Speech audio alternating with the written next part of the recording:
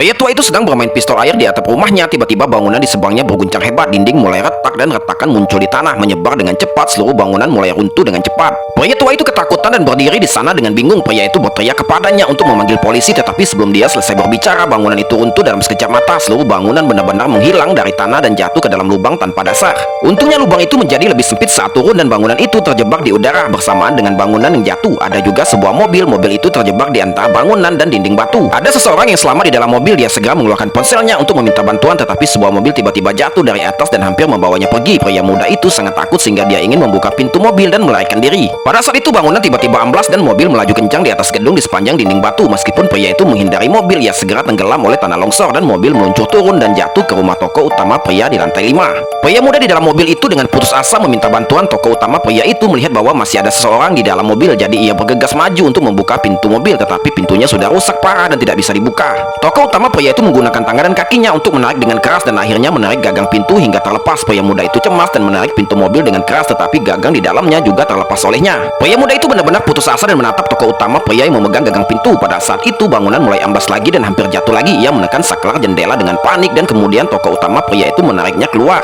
Ketika ia baru setengah jalan, ia tiba-tiba mendengar seorang wanita berteriak minta tolong. Toko utama pria mengira itu adalah istrinya, jadi dia segera meninggalkan pemuda itu dan berlari menyelamatkan orang-orang. Tim penyelamat dengan cepat mengirim beberapa orang untuk menyelamatkan, tetapi begitu mereka turun, tanah longsor yang serius terjadi di sekitar lubang besar dan sejumlah besar puing dan lumpur jatuh dan beberapa orang hampir mati tertimpa reruntuhan. Operasi penyelamatan harus dihentikan.